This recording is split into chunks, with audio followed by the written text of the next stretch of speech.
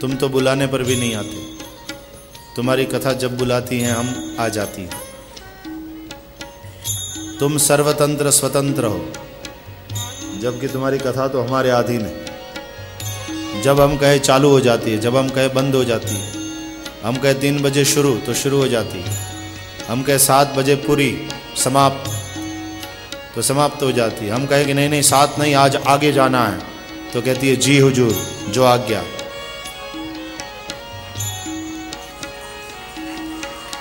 तुम तो निरपेक्ष हो, तुमको किसी की जरूरत नहीं है। लेकिन कथा तो सापेक्ष है, बिना वक्ता श्रोता के नहीं होती। तुम निर्दय हो, बुलाने पर भी नहीं आते, और तुम्हारी कथा तो सदया है, जब बुलाती हैं हम आ जाती हैं। तुमसे तुम्हारी कथा श्रेष्ठ। और यदि कन्हैया कहे कि ऐसा ही है तो फिर कथा ही सुनती रहो, मुझे क्यों बुला रही हो? तो कहती है तब कथा अमृतम कल्मषापहम अस्ति। कल्मष का नाश करने वाली है, पापों का।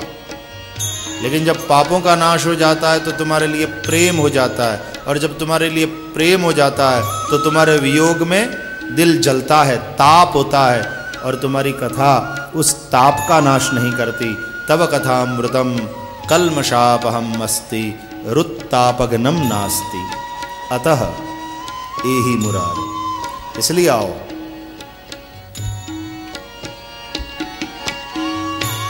एक गोपी ने कहा तव कथा अमृतम, तुम्हारी कथा अमृत, और तुम्हारे विषय में कुछ ना बोले, चुप रहे, वही ठीक।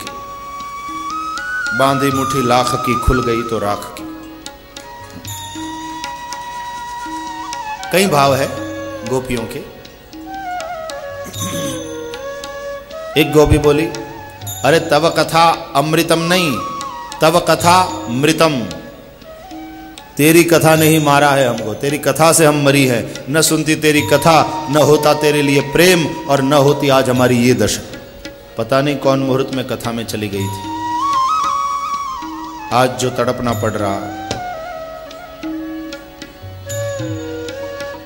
या तो एक बोली तुम तो मार डालते, तुम्हारी कथा रूपी अमृत ने हमको जिंदा रखा है, तुम्हारी कथा ने जिंदा रखा। तो दूसरी गोपी बोली अरे न तो इनकी कथा में न तो इनमें कोई बखान करने लायक है। ये हमको जीने नहीं देते और इनकी कथा हमको मरने नहीं देती। दोनों दुखी कर रहे हैं। नहीं तो कम से कम मर जाएं तो बात का अंत तो हो जाए। लेकिन इन्होंने और इनकी कथा ने, दोनों ने परेशान कर रखा। ये अपने वियोग में हमको जीने नहीं देते और इनकी कथा हमको मरने नहीं देती। तव कथामृतम तप्त जीवनम, तव कथामृतम तप्त जीवनम, कविभिरीडितम कल्मषापहम्, कविभिरीडितम कल्मषापहम्। श्रवणमंगलम श्रीमदाततम, श्रवणमंगलम श्रीमदाततम। भुवि गृह्णन्ति ते भूरिदा जना,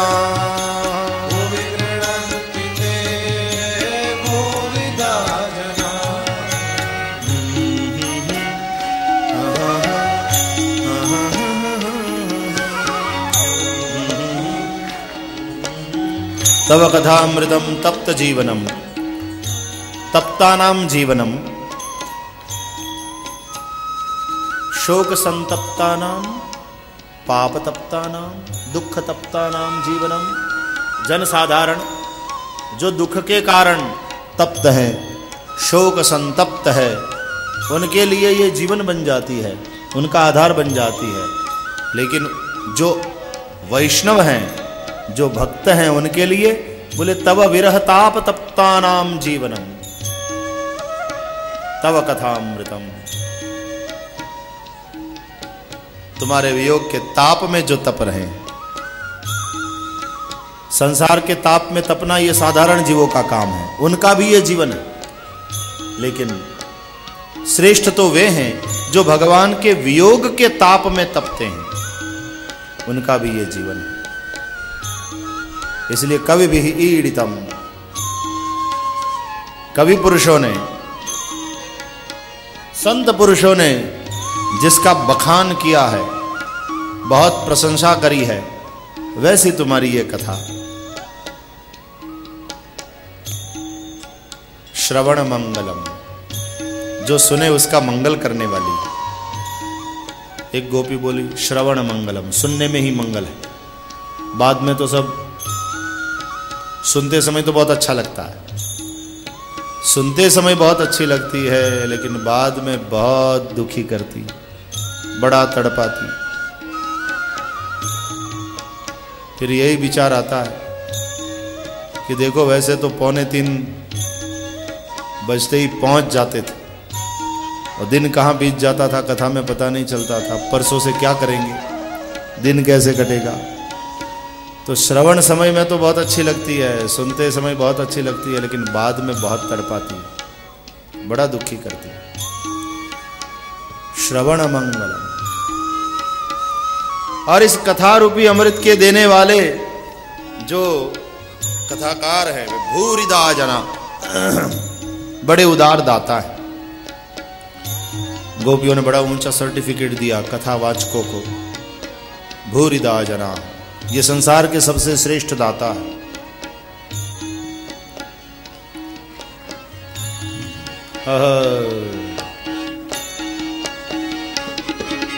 प्रहसितं प्रिया प्रेम वीक्षणम्, प्रहसितं प्रिया प्रेम वीक्षणम्, विहरणं च ते ध्यानमङ्गलम्, विहरणं च ते ध्यानमङ्गलम्, रहसि संविदो यारुदिस्पृशः, रहसि संविदो यारुदिस्पृशः, कुहकनो मनः क्षोभयन्तिः, कुहकनो मनः क्षोभयन्तिः,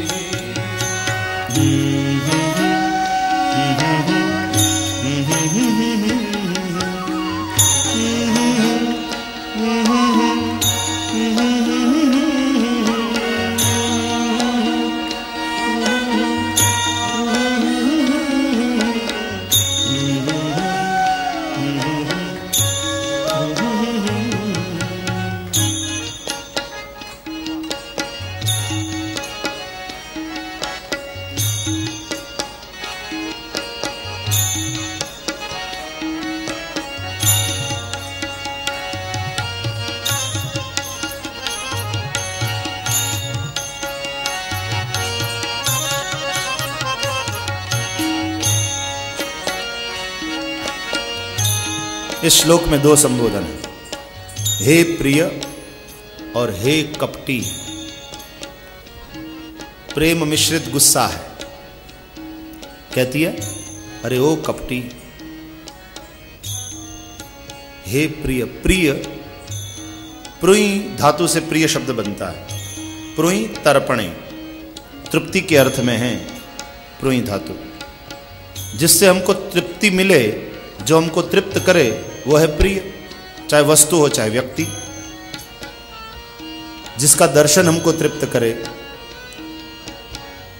जिसकी वाणी हमको तृप्त करे, जिसका स्मरण हमको तृप्त करे, प्रिय। तुम्हारा हे प्रिय, तुम्हारा मधुर हास्य, तुम्हारी प्रेम पूर्ण दृष्टि, जब देखते हो हमें तो उन नेत्रों से प्रेम बरसता है। तुम्हारा मधुर विहार, एकांत में हुए तुम्हारे साथ वो संवाद, तुम्हारे साथ हुई वो बातें, सब हमारे दिल को छूता है। वो बातें दिल को छूने वाली। रहस्य संविदम या हृदय स्पृशा, हे कपटी, इससे हमारे मन में क्षोभ उत्पन्न होता है। पहले तो तुम हमारे भीतर प्रेम जगाते हो और फिर तुम चले जाते हो, हमें अपने वियोग में तड़पाते हो। ऐसा कपट क्यों करते हो? ये खेल क्यों खेल रहे हो हमारे साथ? तनिक हमारे प्रेम को देखो। तुम जब दिन में गाय चराने जाते हो वन में, तो हे प्यारे, तुम्हारे कोमल कोमल चरणों में जंगल में कंकड़, कंटक, दर्भांकुर सब लगता होगा। तुम्हारे तो चरणों में लगता है, लेकिन हमारे दिल में लगता है, क्योंकि तुम्हारे चरणों को हमने अपने हृदय में पधराया। दिन भर तुम्हारे वियोग ताप में हम तपती रहती हैं, और जब संध्या समय तुम वापस लौट आते हो, आगे आगे गैया, पीछे पीछे तुम, तो गायों के खुर से उड़ी हुई धूल से भर जाते हो। वैसे तो शाम हो, लेकिन तब पांडुरंग हो जाते हो। गायों के पीछे दौड़ते हुए, हाथ में छड़ी और बांसुरी, और जब चले आते हो, वापस लौट आते हो, तो उस वक्त तुम्हारे मुख चंद्र पर काले घुंघराले लंबे बालों की अलकें नृत्य कर रही होती हैं, और उस मुखारविंद का जब हम दर्शन करती हैं, तो हमारे मन में कामना जागृत होती हैं तुम्हें मिलने की, तुम्हें पाने की। और उस कामना को पूर्ण करने के लिए हम तुम्हारे चरणों में ही नमस्कार करती हैं, क्योंकि जो इन चरणों में नमस्कार करता है उसकी कामना पूर्ण हो जाती है। इसलिए प्रणत कामदम पद्मजार्चितम, प्रणत कामदम पद्मजार्चितम, धरणि मंडनम ध्येयमापदि, धरणि मंडलम ध्येयमापदि, चरण पंकजम शन्तमंचते, चरण पंकजम शन्तमंचते, रमण नस्तनेश्वर पयाधिहन्,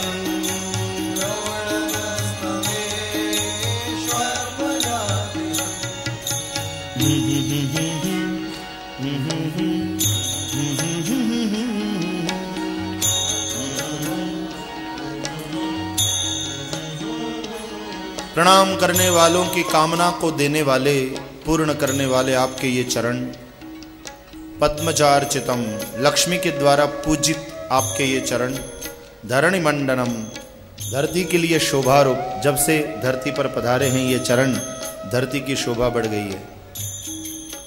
ध्येयम आपदि, विपत्ति में ध्यान करने योग्य ये चरण।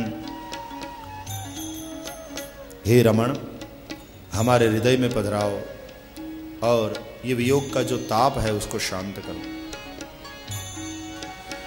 शोभा को बढ़ाने वाले, शोक का नाश करने वाले, तुम्हारे अधर का अमृत स्वरित वेणुना सुष्ठु चुंबितम, वेणु जब स्वरित होती है, बज रही होती है, तब ऐसा लगता है जैसे वेणु तुम्हारे अधरों को चूम रही है। स्वरित वेणुना सुष्ठु चुंबितम, तुम्हारे वो अधर और उन अधरों का अमृत, हे वीर हमको पिलाओ। धरायाः अमृतम धरामृतम न धरामृतम इति अधरामृतम। सुंदर अर्थ किया भागवत के विद्वानों ने। धरा पृथ्वी का अमृत सुख, धरामृत, लेकिन जो पृथ्वी का सुख नहीं, वही है अधरामृत, यानी जो अलौकिक सुख है, भगवद अनुभूति का जो अलौकिक सुख है। प्रभु हम पर कृपा करो और अपनी अनुभूति का वह अलौकिक सुख हमको कराओ, उस सुख का दान करो।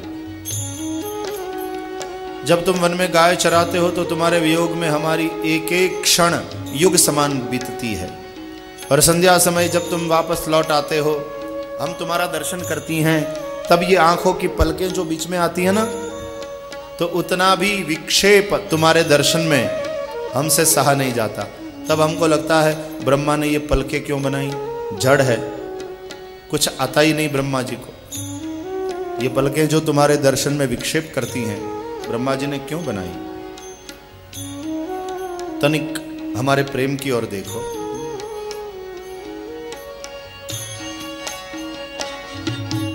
पति सुतान्वया भ्रातृबान्धवान्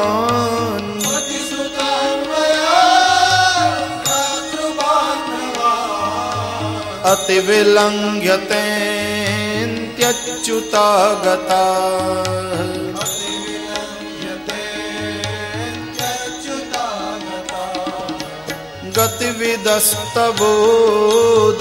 गतिविदस्तवोद्गीतमोहिता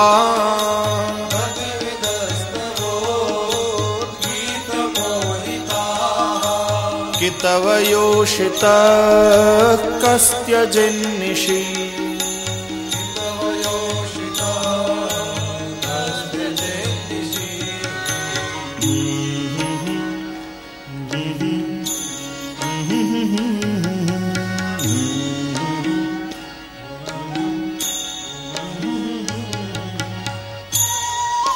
तुम्हारे प्रेम में पागल होकर के हम अपने पतियों, अपने भाइयों, अपने माता पिताओं, सगे संबंधियों सबको छोड़कर उन बड़ों की आज्ञा का उल्लंघन करके दौड़कर तुम्हारे पास आ गई।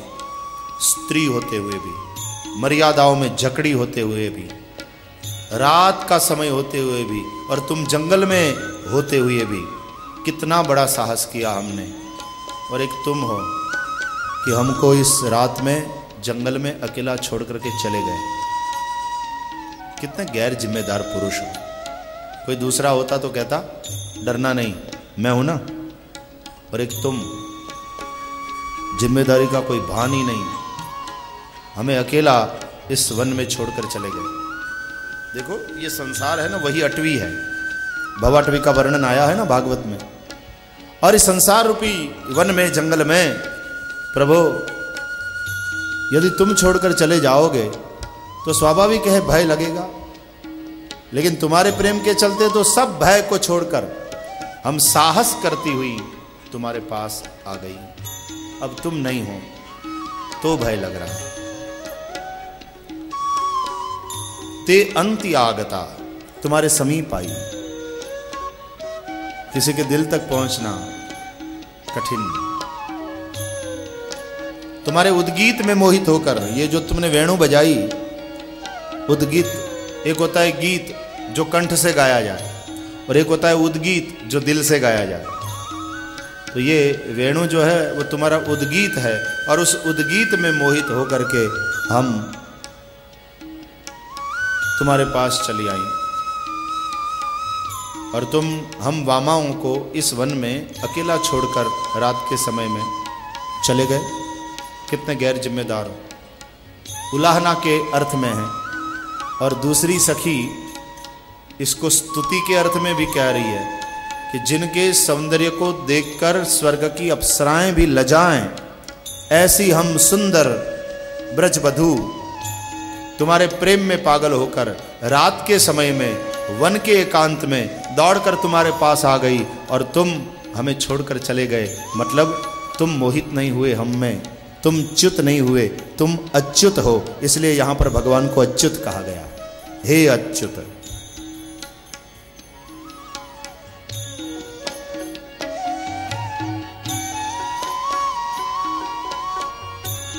जिस प्रकार कामदेव पंचसायक है, 5 बाण हैं कामदेव के, उससे प्राणियों को वो घायल करता है। प्यारे, तुमने भी 5 बाणों से हमको घायल किया। कौन कौन से? रहस्य संविदम रुच्छयोदयम,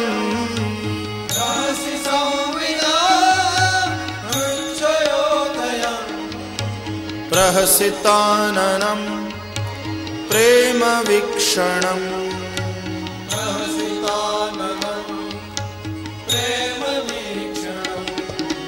बृहदुरश्रियो वीक्षधाम ते,